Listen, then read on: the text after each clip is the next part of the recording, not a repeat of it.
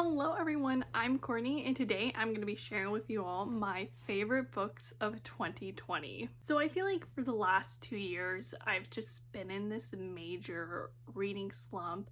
I don't pick up books as much as I used to. I just don't really feel joy reading anymore, and it's really sucked because like reading has been such a big part of my life, and for that joy to just die, like it's been hard to deal with. But one of the best things to come out of 2020 was my love for reading sparked again. I found that love, and for the last couple of months, it's just been so much fun picking up a new book, getting to know a new world and characters. Like, I have just had the absolute best time reading, and it's really nice having that feeling again. I didn't read a whole lot this past year, however, just because we all know 2020 was absolutely crazy. So I didn't really have a lot of free time on my hands. So because of that, I only have 5 books I'm going to be sharing with you all today. But the 5 books I'm going to be talking about, though, I love them all so much. They have all impacted me in so many ways, and I'm just so thankful to have these stories in my life, and I'm super pumped to share them with you all today. So let's get started. Coming in at number 5 is The Tower of Nero by Rick Riordan. I'm not gonna lie to you, this book almost didn't make the cut just because I have such a complicated relationship with Trials of Apollo. I don't take these books seriously. I just didn't even know if it was worth putting on the list. But then I thought about it and I was like, it wouldn't be like a true, authentic Courtney's favorite books list if a Rick Riordan book wasn't on there.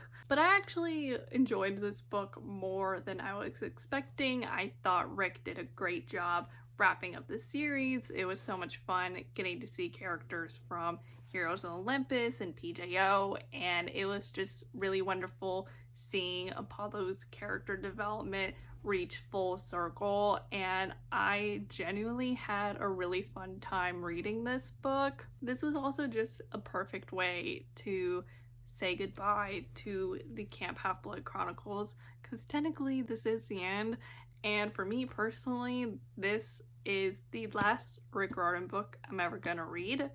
So Rick's message of just living in the moment and enjoying all the time you have on Earth, it was so powerful and inspiring, and I really loved the end of this book. And even though it's sad that this saga is over, I think Rick just ended it on a beautiful and heartwarming note, and I just couldn't be happier with how things turned out. Coming in at number 4 is Call Down the Hawk by Maggie Stiefvater. This book has definitely been the thing I've been most obsessed with in 2020. This book was just so fascinating. Maggie just really blew my mind with the deeper exploration at the world of dreamers. You know, there's just so much to it that we didn't know, and it was so interesting to read. And I also just really loved getting to know Rowan better, Declan, Matthew, and getting to see that sibling dynamic. I just loved everything about it. I also absolutely adored Rowan and Adam. Oh my god, they are my absolute favorites. I love them so much. Their love for one another is just so pure and magical. Like, honestly, they're my favorite OTP from this year because they just mean the absolute world to me, and they deserve all the happiness. I'm so excited to see where Maggie is gonna go with this trilogy, because I think she's just set up this super fascinating world, and I'm so excited to learn more about it in Mr. Impossible, which is coming out May 2021. Coming in at number 3 is A Sky Beyond the Storm by Sahaba Tahir. This book was definitely a very emotional experience for me because these characters, especially Helene and Harper, just really mean a lot to me, and it was honestly really hard seeing them one last time because like they just mean the world to me. But I thought Sahaba did a great job at wrapping up this series. I thought the plot was great, the characters were great, like there was just never a dull moment in this book, and I had the most fun reading it. But like it's just really sad that it's over though. I'm just so grateful to have read this series and to know these characters because I think there are just so many important messages displayed in this series and in the characters that everyone needs to hear. And I've definitely been changed by reading these books, and I will definitely take what I've learned and apply it to my heart and soul, and I'm just so thankful to know this story. Coming in at number 2 is The Kingsmen by Nora Sakavic. So this past year, I finally read the All for the Game trilogy, which is something I never thought I would do because like I could care less about sports. But something that I kept seeing from people who have read these books was just how much they loved the characters. And we all know that I am a big character gal, so I was like, you know what, I'm gonna give these books a chance.